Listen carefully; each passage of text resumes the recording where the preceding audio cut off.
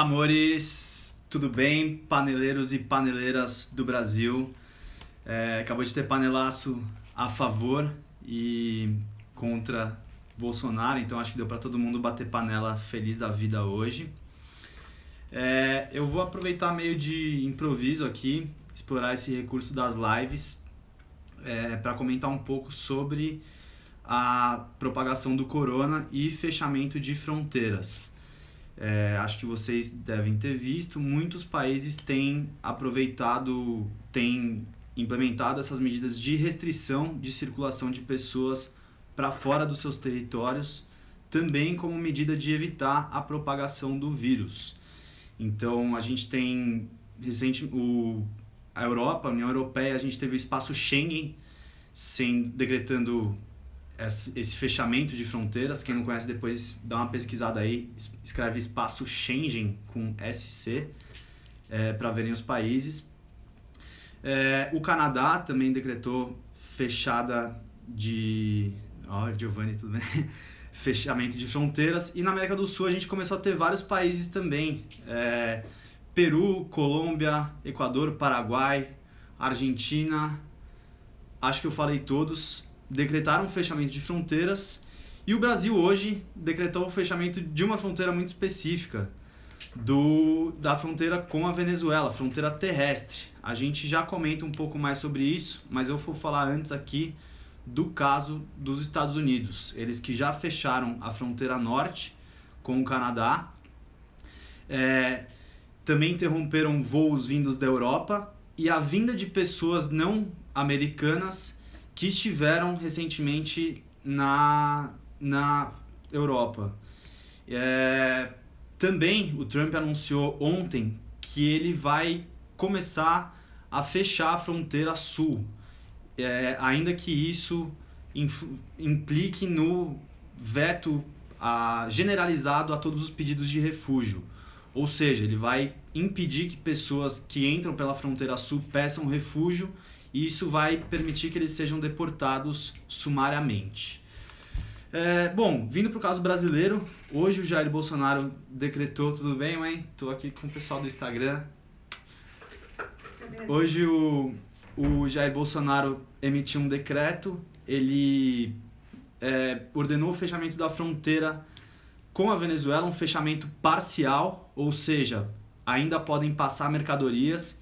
Ele alegou que fez esse fechamento parcial porque a economia de Roraima depende muito desse fluxo de mercadorias com a Venezuela.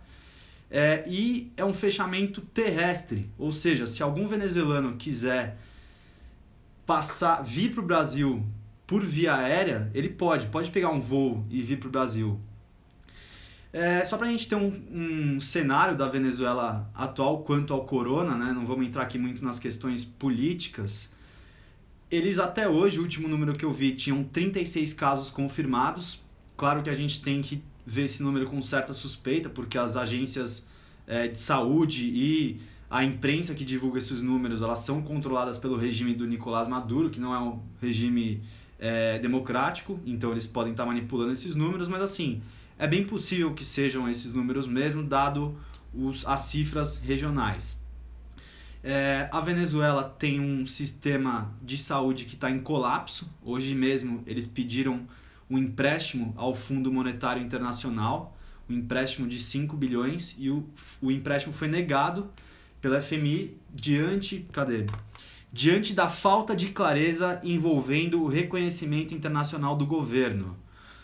Ou seja, o FMI colocou a questão política do não reconhecimento do regime do Nicolás Maduro frente à questão de saúde do corona e da propagação do corona, que é uma preocupação mundial, né? Eu acho que isso diz muito sobre a instituição como um todo, mas enfim.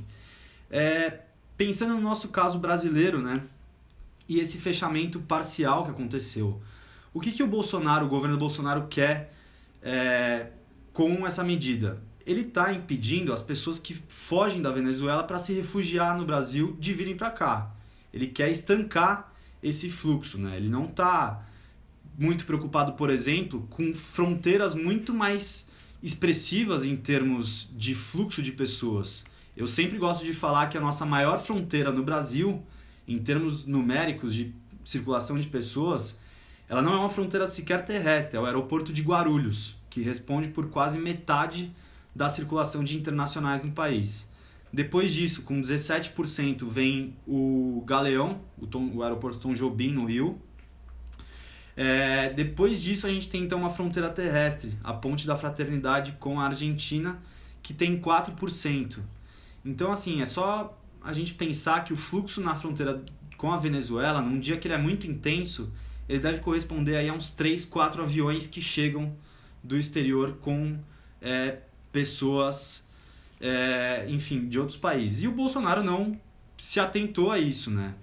Muito embora haja uma forte pressão, sobretudo do Rodrigo Maia, presidente da Câmara dos Deputados, que se pronunciou hoje a favor do fechamento de fronteiras. Bom, quais são as implicações práticas desse fechamento que o Bolsonaro vai impor? Nossa, estou suando aqui, é porque eu desliguei o meu ventiladorzinho, mas enfim.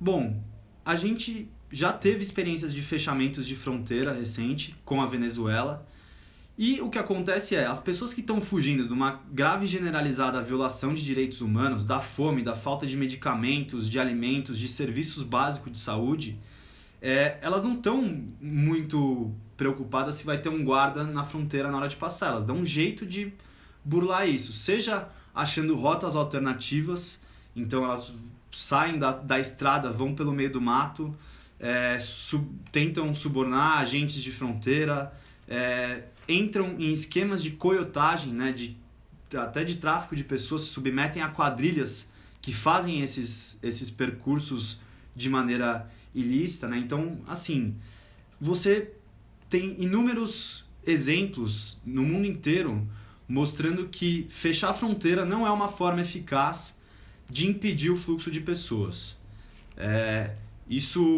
O México também, a fronteira México-Estados Unidos é um ótimo exemplo disso, né? O que você faz é precarizar ainda mais a forma como essas pessoas estão migrando. E é provavelmente isso que vai acontecer. Sem falar que muitas pessoas vão tentar chegar e dar um jeito de atravessar a fronteira no posto de fronteira mesmo, que vai gerar uma aglomeração de gente, que é justamente o que a gente está evitando nesse tempo de corona, quarentena, isolamento individual. Acho que a gente pensar em outros casos de fechamento de fronteira que estão rolando aí pelo mundo, né, tem um risco muito grande, na minha opinião, nessas medidas de fechamento na Europa. Não estou dizendo que eu sou contra elas, já me posiciono em relação a isso, mas isso às vezes pode dar forças para fortalecer aquele discurso de olha só, quando a gente precisou se defender, a gente fechou fronteiras e deu certo, né? E a Europa ela já vem passando um pouco por uns abalos no sentido de se integrar com a saída do Reino Unido, né? O Brexit. Então, assim, é um momento delicado, porque essas medidas que são necessárias, na minha opinião, elas podem fortalecer discursos autoritários e anti-integracionistas. Não sei se existe essa palavra, mas, enfim, vocês entenderam. Enfim, fortalecer essa ideia de desunião, que é justamente o contrário que o mundo demorou muito para caminhar, né? A gente, depois de todo um histórico de guerras e tudo mais, a gente começou a formar blocos comunitários e aí agora começa a ter um embate forte nisso, um abalo forte nisso. No caso brasileiro, eu sou a favor do fechamento de fronteiras, acho que a gente tem que, sim, ter uma medida emergencial de não manter esse fluxo de pessoas, mas ao mesmo tempo eu acho que em casos que as pessoas fogem para se refugiar aqui, o Brasil ele tem que acolher, porque são violações diferentes, né? A pessoa que, fora que assim, é aquela questão que a gente já falou aqui, as pessoas vão dar um jeito de fugir da mesma maneira. Bom, vamos ver o que se desenrola no mundo nesses próximos dias. Acho que a tendência é que muitos países comecem a fechar fronteiras daqui para frente. Espero que com isso a gente não fortaleça esses discursos totalitários, anti-integracionistas. Vou até ver se tem essa palavra, senão vocês são testemunhas que eu inventei. E, bom, continuamos acompanhando mais lives. Obrigado pela participação de todo mundo. Obrigado por darem ibope aqui e incentivo para que eu continue tentando disseminar informação. E é isso. Fico à disposição aí para dúvidas, perguntas, elogios, críticas, sugestões. Manda no inbox e é nóis. Muitíssimo obrigado.